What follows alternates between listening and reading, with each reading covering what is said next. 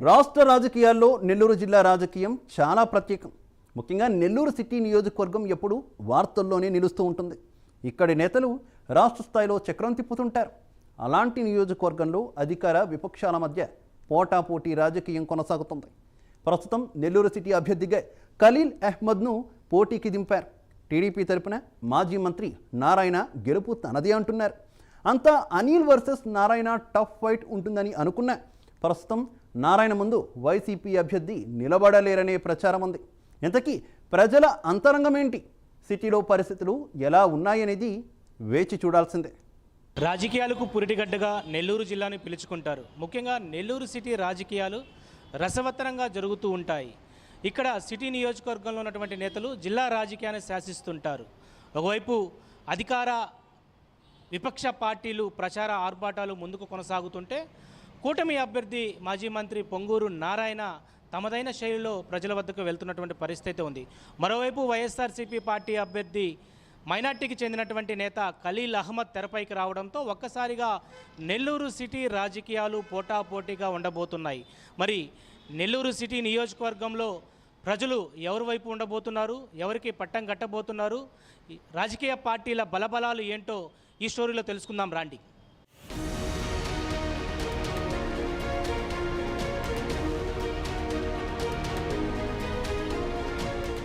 నెల్లూరు సిటీలో హోరాహోరీ పోరు నడుస్తోంది. అనిల్ కుమార్ ముఖ్య అనుచరుడిగా ఉన్న ఖలీల్ ఈసారి మాజీ మంత్రి నారాయణను ఢీకొట్టేందుకు సిద్ధమయ్యారు. అందులో భాగంగా ప్రచారాలతో దూసుకుపోతూ తన సామాజిక వర్గ ఓట్లను కూడగట్టుకునేందుకు శ్రమిస్తున్నారు.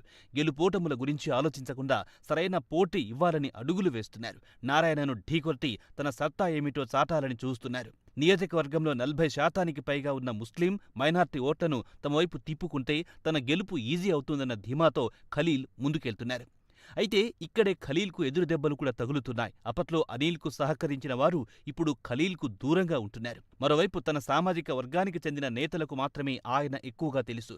సిటీ నియోజకవర్గంలో ఇతర నాయకులు, కార్యకర్తలు, ప్రజలకు పెద్దగా పరిచయం లేని వ్యక్తి ఖలీల్. దీంతో ఖలీల్ను గెలిపించాలని పార్టీ శ్రేణులు గట్టిగా శ్రమిస్తున్నారు.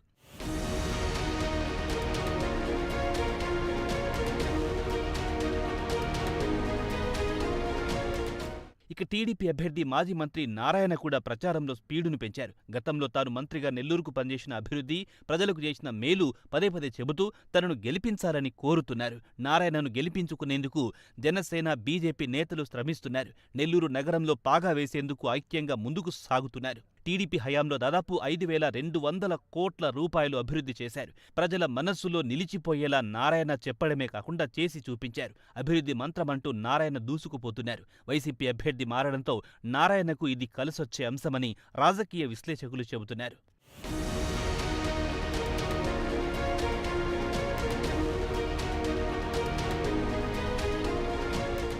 ఇక అధికార విపక్షాల ప్రచారాలు నెల్లూరు నగరంలో హోరెత్తుతున్నాయి. ఎమ్మెల్సీ చంద్రశేఖర్ రెడ్డి, నగర అధ్యక్షుడు నన్నపురెడ్డి పెంచల్ రెడ్డి, మైనార్టీ నేతలు సహా ఖలీల్ ప్రచారంలో తిరుగుతూ తనను గెలిపించాలని కోరుతున్నారు. నారాయణ మంత్రంతో నారాయణ తిరుగుతున్నారు. కూటమి అభ్యర్థిగా ఉన్న నారాయణ వైపే ప్రజలు మొగ్గు చూపుతున్నారంటూ టీడీపీ విస్తృత ప్రచారం చేస్తోంది. ఏదేమైనప్పటికీ నెల్లూరు సిటీ నియోజకవర్గంలో ప్రస్తుత రాజకీయాల్లో కీరోల్గా మారింది. మరి ప్రజలు ఎవరి వైపు ఉన్నారో, ఎవరిని గెలిపించబోతున్నారో ఇవన్నీ తెలుసుకోవాలంటే ఎన్నికల ఫలితాల వరకు వేచి చూడాల్సిందే.